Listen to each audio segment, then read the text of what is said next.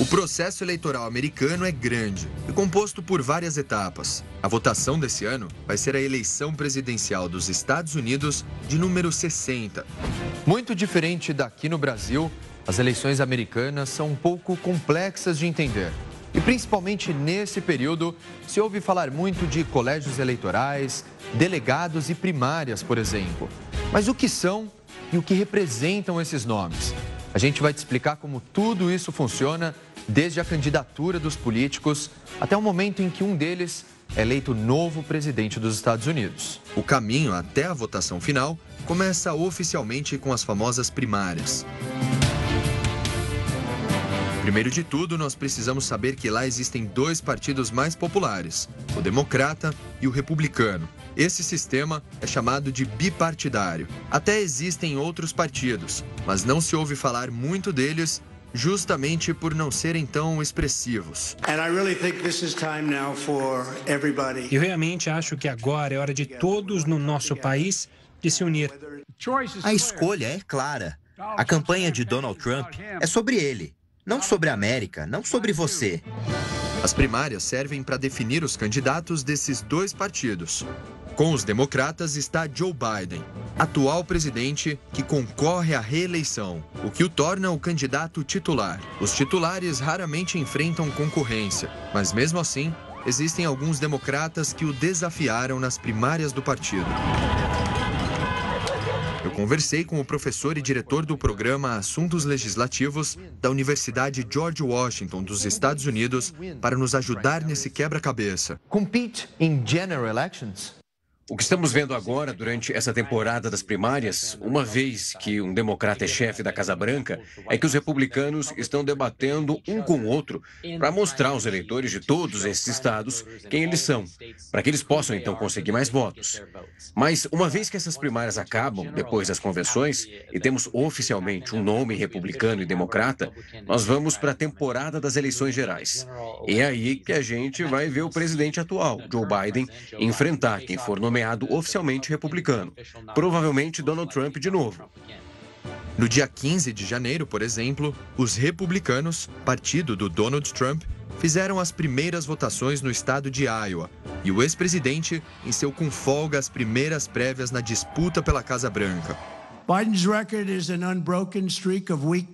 O histórico de Biden é uma série ininterrupta de fraqueza, incompetência, corrupção e fracasso. Fora isso, ele está indo muito bem, não está? Está organizando seu evento de campanha patético e assustador na Pensilvânia hoje. Você ouviu? Ele estava gaguejando durante toda a coisa. Ele se foi porque é uma ameaça à democracia. No dia 23 de janeiro, os democratas iniciaram a temporada eleitoral em New Hampshire e o presidente Joe Biden levou com 68% dos votos. As vitórias nos estados vão somando delegados para cada candidato. O nome que tiver mais delegados a favor é nomeado para a disputa à presidência. Os estados mais populosos garantem mais representantes. Os membros do colégio são chamados de delegados, tá? Porque quando a população é chamada para votar nos membros do colégio, ela é chamada para votar nos seus delegados, aqueles que vão receber a delegação delas, pessoas daquele estado da Federação Americana, para votar em nome delas. A temporada das primárias termina no comecinho de abril. E nós temos aqui uma tabela para te mostrar o cronograma das eleições, de onde estamos até o dia da posse presidencial. Aqui nós temos as datas, os partidos e os eventos. O Partido Republicano realizou as primárias no dia 3 de março em Washington, por exemplo. No dia 5, acontece uma das datas mais importantes do calendário de prévias. É a chamada Super Terça, que é quando diversos estados fazem votações simultâneas dos dois partidos. E lembrando, um candidato com um bom desempenho na Super Terça pode assumir liderança na disputa. E dependendo do número de delegados já conquistados, pode garantir a nomeação do partido antes mesmo da Convenção Nacional.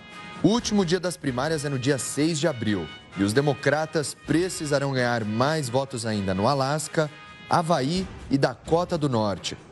Depois disso, a partir do dia 15 de julho, começam as convenções nacionais de cada partido. É um evento que serve mais como espaço para que cada partido mostre suas principais propostas para o país e como pretende engajar os eleitores em uma série de discursos feitos ao longo dos meses de julho e agosto. As convenções também são uma oportunidade para que novos nomes da política apareçam. Em 2004, por exemplo, Barack Obama, ainda pouco experiente e candidato ao Senado por Illinois, fez um discurso que chamou a atenção. E esse pequeno passo foi o bastante para alçar Obama à disputa pelo comando da nação mais importante do planeta. Com profunda gratidão e grande humildade, aceito a sua nomeação para a presidência dos Estados Unidos.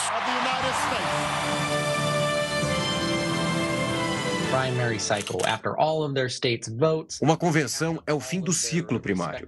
Depois de todos os votos dos estados, eles contam todos os votos do partido. No final de todas as eleições estaduais, eles vão a uma convenção e é lá que eles oficialmente selecionam o seu nome. E se durante a primeira temporada, digamos, um republicano recebe a maioria dos eleitores para as primeiras eleições em todos os estados, então eles são automaticamente os nomes da convenção. O nome e mais uma celebração. É uma estampa oficial do candidato ser nomeado na eleição geral. Agora sim, chegamos no momento mais esperado, a disputa final. As vitórias nos estados vão somando delegados ao longo do ano, para cada candidato. E são eles que formam o colégio eleitoral para eleger o presidente. Traduzindo, o colégio é um pequeno grupo de pessoas que foi eleito pelo voto popular para representar a população de cada estado nas eleições. E nós chamamos esse movimento de eleição indireta. É importante observar que esse sistema, muito criticado, de eleições indiretas nos Estados Unidos, ele é histórico, não é? Ele foi criado, esse sistema de votação indireta, ainda em 1787. 1787, quando a Constituição Americana foi escrita. E lá, na Constituição Americana, foi determinado como seria o regime de eleição do presidente. E naquela época, 1787, os meios de comunicação, os transportes eram muito difíceis. Então, era muito difícil fazer a população toda votar e depois apurar todos os votos. Então, o esquema mais democrático e mais, passível de não ser burlado era por esse critério da eleição indireta, que as pessoas, nos seus estados, nas suas comunidades, escolhessem delegados, né, num número pequeno, escolhessem um delegado, dependendo do seu tamanho populacional, e esses delegados, então, num determinado dia, era mais possível que eles comparecessem no mesmo local e lá depositassem o seu voto, ou seja, escolhessem o presidente dos Estados Unidos em representação da sua população. Mas os eleitores comuns não votam? Sim, essa é a parte mais complexa da eleição. Em 5 de novembro, eles vão às urnas para dar o voto popular.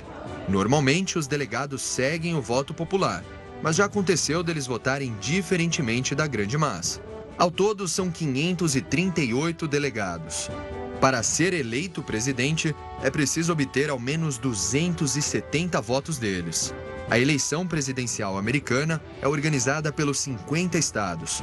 Cada estado tem direito a um número diferente de delegados, proporcional à população em relação ao total do país. Estados mais populosos têm mais delegados. Eles vão votar numa cédula, essa cédula é guardada. Logo depois, essas cédulas são abertas em sessão solene do Senado dos Estados Unidos, do Congresso americano. É um processo até muito complicado, especialmente porque cada estado é responsável por escolher o seu próprio representante naquele estado.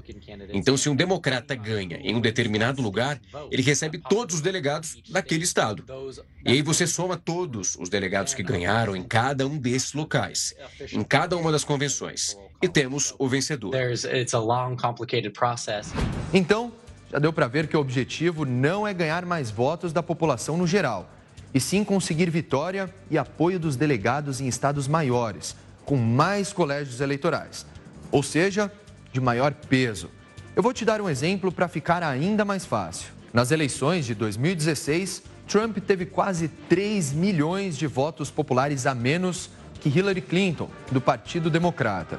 Mas mesmo com essa diferença enorme de votos, Hillary perdeu no voto dos delegados em 3 estados grandes: Pensilvânia, Wisconsin e Michigan.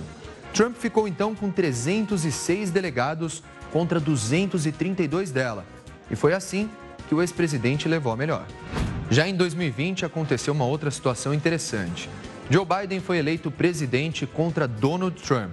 E no começo das apurações, esse mapa aqui estava bem dividido, com o azul dos democratas mais nas extremidades e o vermelho dos republicanos mais ao centro. E o resultado dessa eleição veio justamente no estado onde Biden nasceu, a Pensilvânia. Olha aqui, ó, é esse quadradinho. Uma diferença de apenas 80 mil votos deu a vitória aos democratas, somente ali, naquele estado. E se por acaso a disputa eleitoral estiver acirrada, como aconteceu nessa última eleição contra o Trump, o estado grande, com maior peso que outros, pode desempatar e deixar o candidato que ganhou nesse determinado estado à frente das pesquisas, como aconteceu com Biden na Pensilvânia. Procurei este cargo para restaurar a alma da América, para reconstruir a espinha dorsal desta nação, a classe média, e para tornar a América respeitada em todo o mundo novamente. Esse ano teremos mais uma eleição polarizada e com expectativa de discursos inflamados. O nosso correspondente nos Estados Unidos, Vandrei Pereira, contou como está o clima nas ruas. As eleições desse ano têm atraído pouco a atenção dos eleitores. As primárias até agora já mostraram que a participação dos americanos é uma das menores da história do país. Isso se deve, em parte, por causa da última eleição, que aconteceu em 2020, ali no início da pandemia, e onde muitos dos votos foram depositados em agências dos Correios, como essa logo aqui atrás. Mas também o eleitor tem se mostrado insatisfeito com a falta de opções, com a falta de candidatos. As primárias começaram em janeiro, havia 15 candidatos e agora praticamente a votação se resume a 2 nomes conhecidos: Biden e Trump. A posse vai ser em 20 de janeiro. O novo presidente faz um juramento em frente ao Congresso e depois participa de um desfile pela avenida que liga a sede do Legislativo à Casa Branca para marcar o início de um mandato de 4 anos. E se você quiser ver essa explicação da complexa eleição americana, acesse nosso YouTube. O endereço está aí na tela.